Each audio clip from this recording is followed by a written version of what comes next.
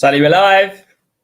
Hello. Facebook, YouTube. Good afternoon. Perry Power here, joined by Sally Ewbank, our incredible lettings manager who recently joined Power Bespoke.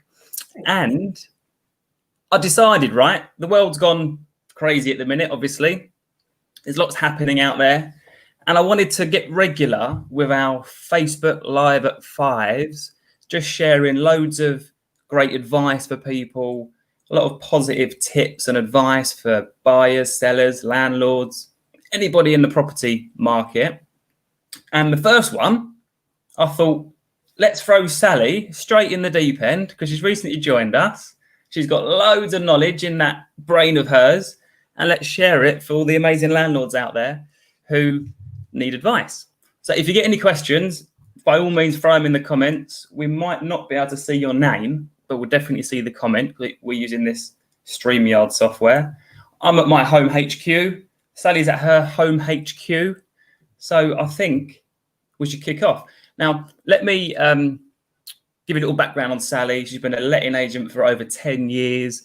There's specialising in just lettings, management, and all that.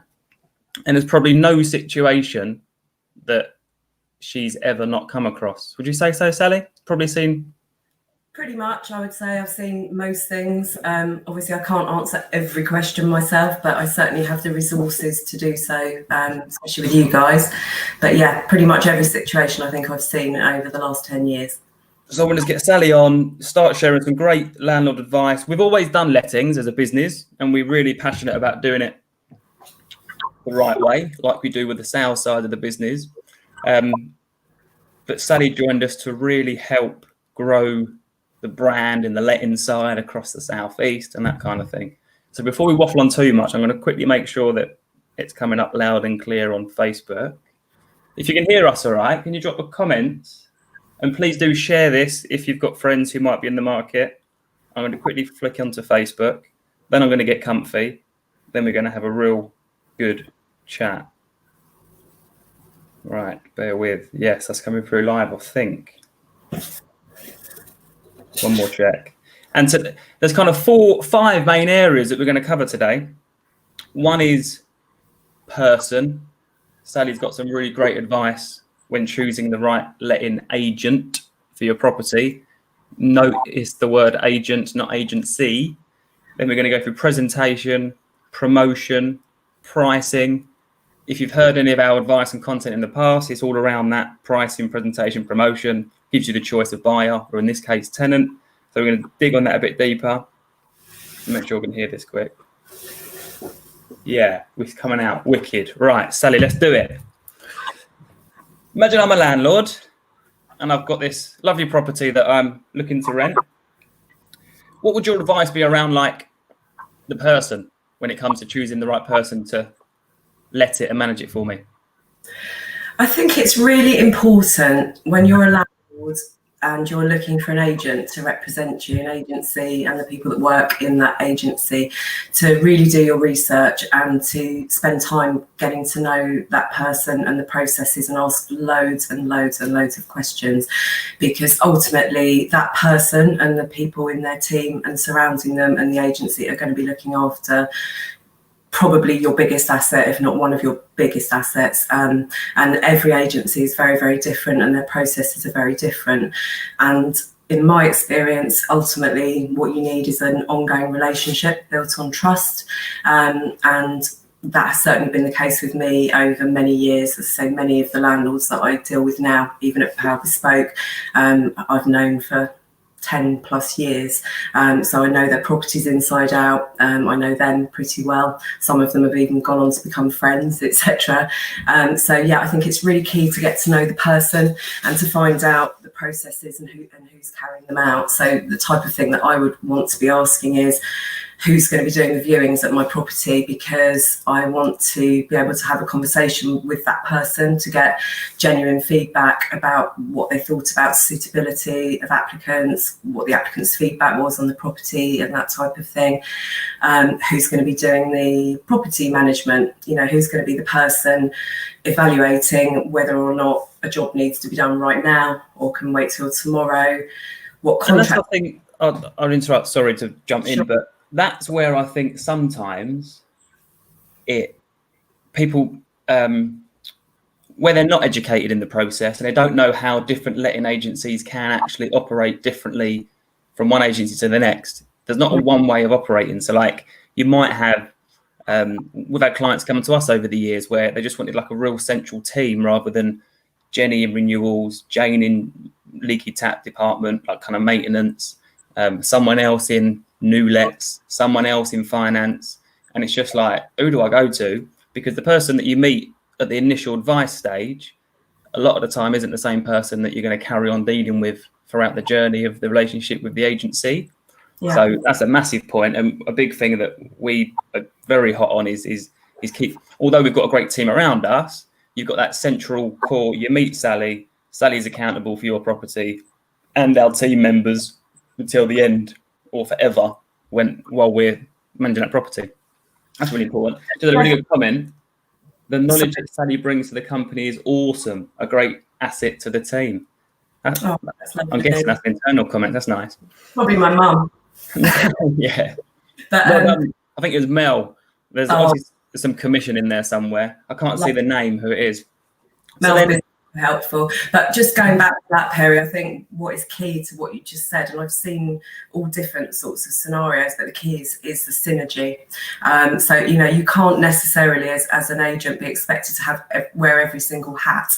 And, you know, certainly there are situations where I need to take advice from somebody maybe on compliance or something like that, or a situation that I've never dealt with. But as long as you've got the synergy within your team and people and the resources available to you, then there shouldn't really be anything that would go unanswered, and anybody in that team should be able to answer a query at the drop of a hat. So I think synergy is really important. Because take us, like, although you're in living rooms and you're advising landlords on the best way to present their place and the rental amount they're going to get and the type of tenant they might attract, we've also got Corinne and Stacey behind us that are more the legislation, keep up to date with all the legislation, because it changes every day at the minute, I think, legislation for both landlords and agents. And I think something that people need to remember when choosing any agent, here's the important thing that I've always banged on about on the sales, on any property side, is very much just remind yourself of that definition of the word agent. Like the definition is to act on behalf of somebody else. And if you're just not feeling it with the person you're meeting and they're just about to go off and act on your behalf, you need to probably keep looking for an agent. So what you said about the person, the synergy is really important. Let me add on that before we move on to the next one.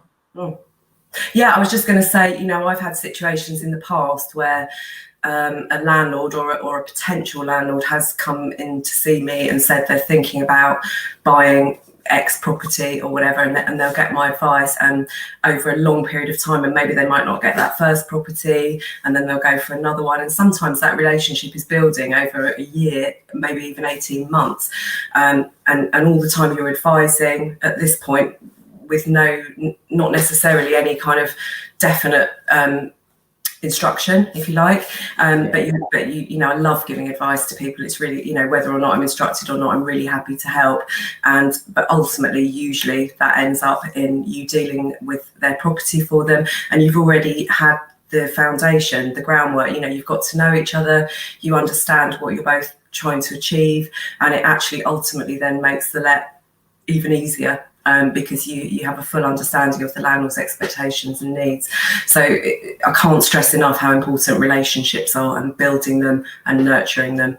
And if a landlord's looking to find the letting agent, keep going until you just think, yeah, this feels right, this relationship. The agency looks good. The agent that I met is really making me at ease. And if you don't feel really comfortable, you shouldn't sign on a dotted line, so to speak. Yeah, and I guess it's a good time to say as well, because this goes out to the people liking our page all over the country. We've got the property advice community group, people all over the country. If anyone, just because you might not be in an area that Power Bespoke cover, if anyone needs any impartial advice on any landlords or buyers or sellers, drop us a message, because certainly I know me and Sally and the whole team would just love to give you the right advice and point you in the right direction.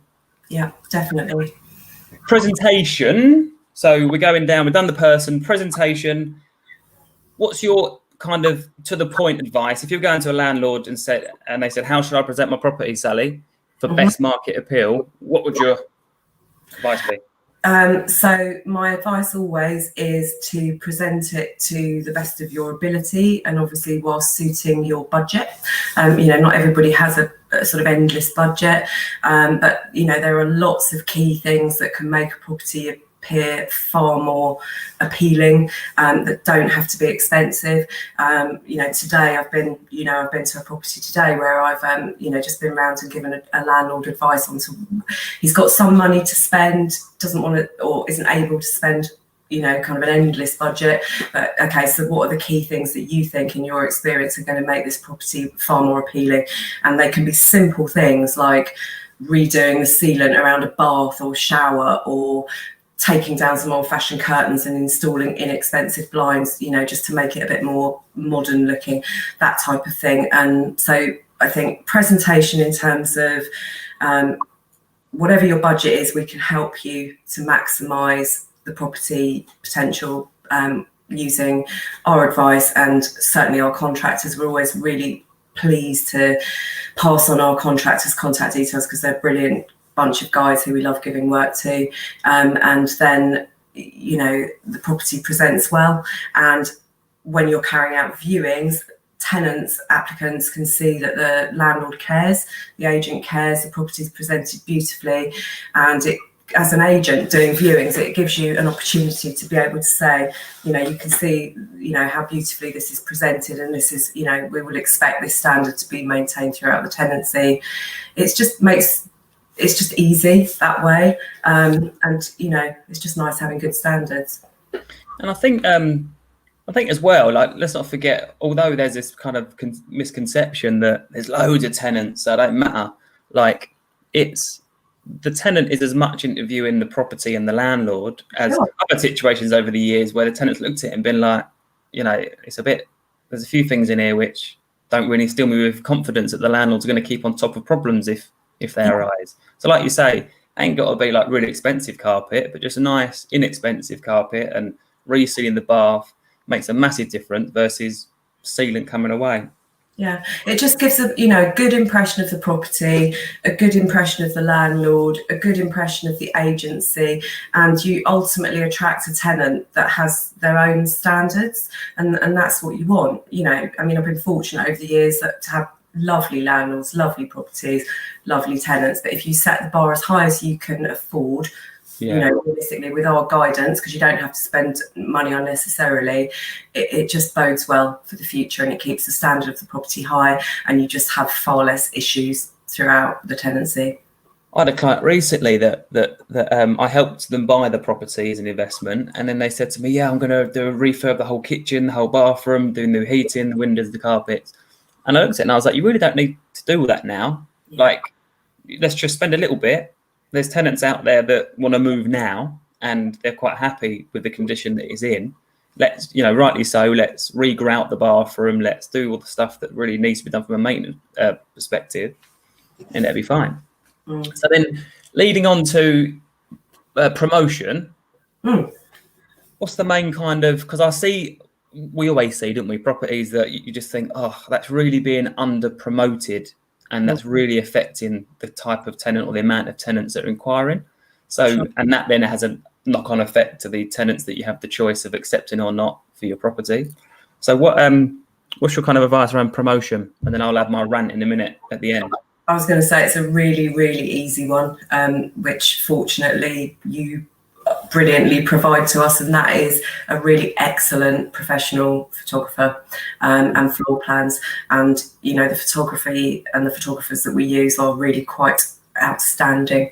And so if you've got a landlord that has been kind enough to present their property in the best possible way, you want to not do it a disservice by doing amateur photographs of it, not providing a floor plan.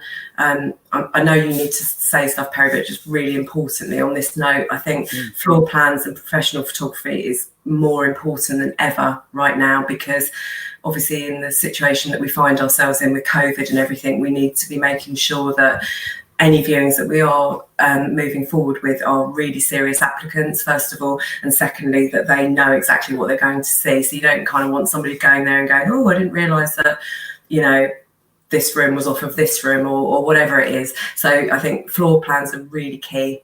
And the photography is just amazing, absolutely amazing. And the last few landlords that I've been instructed by and have subsequently gone on to let their properties have been absolutely blown away by our professional photography and then our marketing campaign thereafter. I think it's like, and it's tricky this, right? Because it's a massive re-education piece. Because I know we can put an outside snap, just an outside snap of a property, stick it on right, and you know this as well, stick it on Rightmove, and you're going to get loads of inquiries and you're going to let it. Yeah. Trouble I got with that is, yes, it works, but does it work the best it could work? Which is why I've been banging the drum for ages around, like, there's like a minimum expectation that a searcher, whether it be for property, on Amazon, on Tesco's shopping, like a searcher, there's a minimum expectation that you should have the minimum information, which is, in my opinion, decent pictures, not fishbowled, obscured, edited, kind of let's use Photoshop and crop out the fact that it needs regrouting, which happens. I think it's terrible. Like warts on all pictures, which is just showing what they're going to see.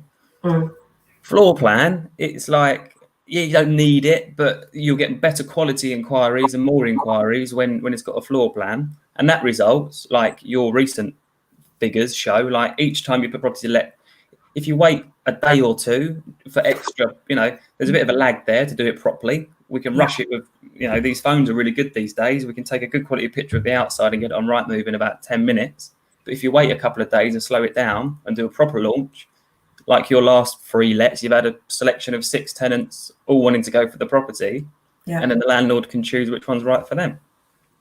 Definitely. So that really gets my goat, and it's good that we can do these kind of advice sessions, because it's just not for what it costs an extra money for decent photography. You get longer term tenants most of the time and that kind of stuff. And so anyway, I'll stop my rant. Another important one, particularly when the market is pumping like it is at the minute, pricing. And this is a big one, I suppose, because just like with sales, there's always be agents that will go in high to win the business and then take a lower offer. But what's your advice around kind of pricing for landlords? Well, I worked for a fantastic agency, a local independent, you know, going back, I don't know, what it must be, 7-8 years ago now, and they sort of drummed into me, you know, that it's far better to price accurately, because ultimately what we're looking for is no void periods. You know, void periods are hugely costly to landlords, even more so in recent years, where the council tax situation changed and they become liable for that sooner. So it was always about no void periods. So it's about pricing accurately, and you're right, there is, unfortunately, I don't know what it's like in sales, but certainly in lettings, there is a culture of overvaluing to get instructions potentially, and then you end up just reducing, and you've got void periods. So I think it's really important to price accurately, and if you know your area and your local market, you should be able to do that perfectly easily. And at the moment, as I'm saying, you know, certainly rental prices are inflated, because the demand is outstripping the supply, but if you price accurately or even slightly lower, what we found certainly on the last 3 properties that we've listed, literally it was mind-blowing, wasn't it? We listed a property on, say, a Thursday night. Overnight we had 30 inquiries, so I'd spend the morning then just going through those inquiries, ringing people. I really like to talk to people myself so that I can get a feel for them and whether they fit the criteria. And we did, you know, on each of these 3 rentals, we did maybe between 8 and 10 viewings the following day. On all of them, we got pretty much offers from every single viewer, and most of them, all of them were none were lower. They were either at the asking price and somewhat over. So we actually ended up achieving higher rents by pricing accurately or slightly lower, by getting a huge amount of interest and the competition. And it put the landlords in a position where they could, you know, all of the applicants were amazing, to be honest with you, but the landlord could go, actually, yeah, I think, you know, what do you think? Should we go for that one or that one? You know, and it's been really good, actually. So I think, I think that's where it's that's where it's great that with you joining us and your expertise and knowledge and our kind of brand standards in terms of like, because it overlaps on the letting side as well. Like my view and all of our view at Power Bespoke is, price to entice, price to get good interest, so then you can have choice of buyer or choice of tenant. Similar situation on just a brief one. I know it's a landlord advice, but it really is exactly the same. That obviously put a house for sale, we priced at the perceived market value, which was I think it's like $1 million. Someone suggested to market it instead at 1,050,000 or 1.1 to take 1,050,000, and we got 1,050,000 over the asking price. But after 20 viewings, 6 offers, and the owner had the choice of which buyer position to take. Yeah. Similar to the letting side, you could ask 1,600 for a house that probably should be on at 1,500, and you probably will get a buyer or a tenant that might pay it, or they might offer you 1,550 after 6 weeks, and you're left with that one person who's prepared to offer. Go 1,500 and you'll get 6 people wanting it quicker. Probably go to 1,550 and it's 4 people wanting it, and you get to choose that they want short term, great, because that suits me because I want to sell it in a year's time, or they want long term, great, because I want to hang on to it for 10 years. So choice of tenant, I think, is important, and it's not always because the landlord's choice. We market properties and we say to tenants, look, it's not going to be very ideal for you because the landlord is going to sell it in a year's time and you need a 3 to 5 year home. So let me find it somewhere else. I definitely think price to entice, price at the perceived market comparable value. And that's based on data, right? That's based on this one recently let and that one recently let. And rather than, it's a nice kitchen, you could try 17, but it's probably worth 16. We'll just go at 16 then and get the right tenant. So it goes back to the sort of thing where, if you go too high and you don't get the inquiry levels and it sits there, it can look stale, and people then think, why is that property still on there? What's wrong with it? Yeah. And as I say, I do think it's a different market. It's been a very strange but strong market, since the beginning of lockdown. But certainly prices are inflated. I think it is the same old thing where it will find its market value ultimately. But how lovely to be in a position that you can actually select from various offers. I only wish that we could find have all the properties for all the ones that we've got to let down, because actually all of the applicants have been just lovely.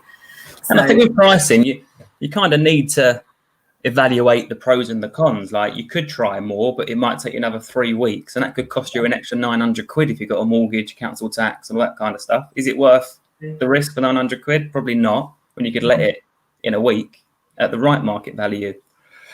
So that's good. Right, next one. This has come up recently, innit? So it's a really good point to discuss this around. Hang on, which one? Okay, yeah, I'm with you. Yeah, got my list in front of me in case I forget anything. Making sure that you're knowing what you're entering before you enter it. Yeah, so this is there's a couple of things on this, and this came up today where a landlord I was speaking to wanted to instruct me, but obviously we do the sort of fully inclusive fee, and then he'd got another agent offering what seemed to him to be a much lower fee, and so when you actually look at it, the way that I really love took me a little while to kind of get to grips with it, but the way that we do the all-inclusive fee, but when I actually compare it to a sort of traditional fee structure, if you like, where you'll charge a managed fee and then you'll charge XYZ on top of it, our fees are really competitive for a really amazing service. So I know what you want me to get onto in a second, but first of all, I'd say when you're choosing an agent, make sure that the fee, let's say they're charging you 10% for a fully managed service, what else are they going to charge you on top of that? Because it varies massively, agent to agent. Some will charge you for a tenancy agreement, deposit registration. What did you say to me earlier? Something about going and cutting keys or something? I read a terms of business once that a landlord sent to me that they wanted to come over to us, and it was all I could class it as was a key cutting commission. Like, they were charging a percentage on top of the cost of the key cut for walking 3 doors down the high street to get a key cut. It's just terrible. But you see, I'd be more. I couldn't live with that on my conscience. To my, all of my landlords I've got relationships with, I would just go and do that for them. Of course, I would. Yeah, and we would as a company in the brand. Surely, because you're charging to manage the property, right? Surely, getting the key cut is part of the management fee. Yeah. So basically, the sort of to end that one really quickly, because I know we haven't got much time, is to look at this kind of sundries. You know, what's on top of it, what are you being charged on top, work it all out, and just check that it is as competitive as you think it is. Over a 12-month period, right? So it might be that, you know, because you might have a tenancy setup fee, you might have a renewal tenancy cost on top admin fee, you might have an end of tenancy fee, a key cutting commission, all kinds of extension agreement, all sorts of things like that. So that's the first thing. And then the other thing, which is quite relevant, is that, you know, in all the years of doing this, I haven't ever had been disinstructed, if you like. So there's two reasons I would say for a landlord to want to leave an agency or an agent, and that is either because they're going to sell or because they're unhappy. And if they're unhappy, why would you want to try and keep them for a notice period? Because they've clearly decided that they want to go.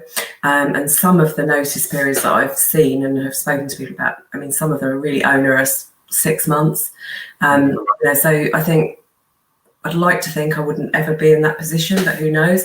If you can't kind of work it out, then you'd surely want to go sort of straight away. So really look at notice periods, because you're kind of tied in, you know, to a managed service. And if you've lost faith or confidence in your agent, you probably want to go straight away. So I would certainly say look at that. That's really important.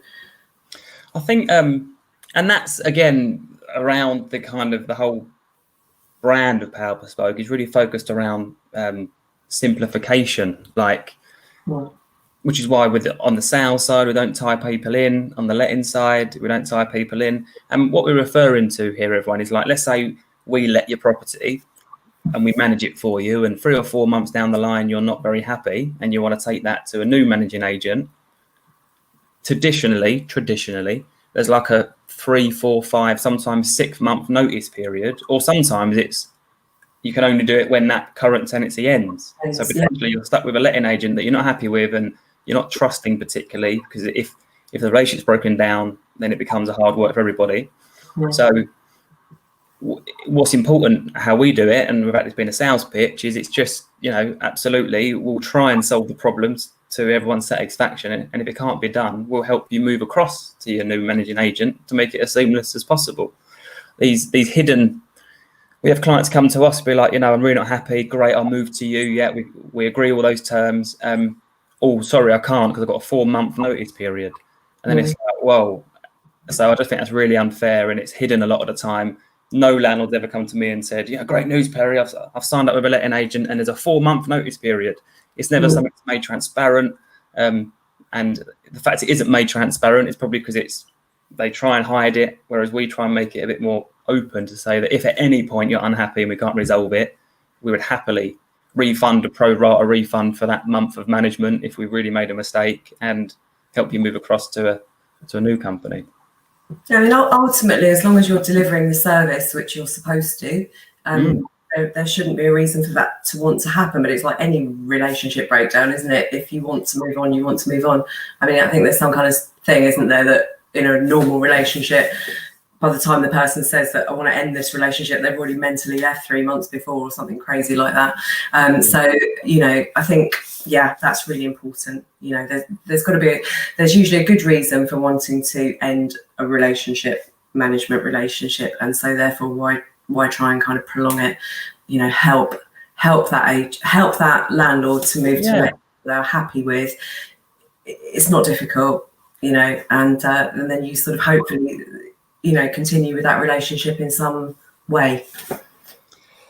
Awesome. That is literally 30 minutes to the second, because by the time we've wrapped up this will be 30 minutes. I mean, look, over the weekend, you can either watch an episode of EastEnders, or you can catch up on and share this advice for landlords. And there are some real nuggets in there that people probably wouldn't even have expected to think we were going to share. But I think it's really important that people get the right advice, make the right selection. They might interview us and decide actually Power Bespoke aren't the right ones for us. But as long as we've helped our way, we've had clients over the years that have not let their house or not sold their house with us, but recommended us because of the advice we gave in the first place. So Sally, that's awesome. Thank you very much. If anyone's got any questions, fire us messages, fire us comments, however we can help, we would love to. We'll do this again soon. I'm going to try and every Friday we're going to do an agent sharing some advice. Next week we've got Rob Wells, who's our Horsham area specialist, and he'll be talking through some recent success stories and strategies of what he's doing to get properties sold and move through quickly with solicitors, because there's a big delay on that. So Sally, thank you very much. We will see everyone soon. Have a great weekend, and we'll see you soon. See you later. Thank you.